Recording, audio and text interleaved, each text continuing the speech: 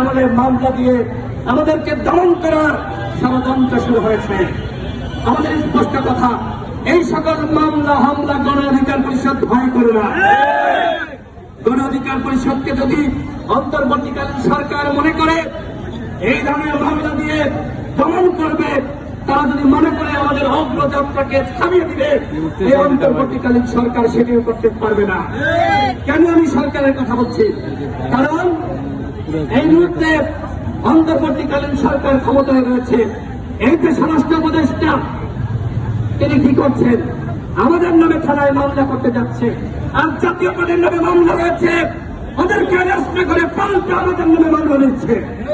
এটি অত্যন্ত ন্যাক্কারজনক। আমরা আজকে এরই প্রতিবাদে আমরা এই মশাল মিছিল নিয়ে আমরা এই পল্টনে আমরা মশাল মিছিল বিক্ষোভ মিছিল করবো।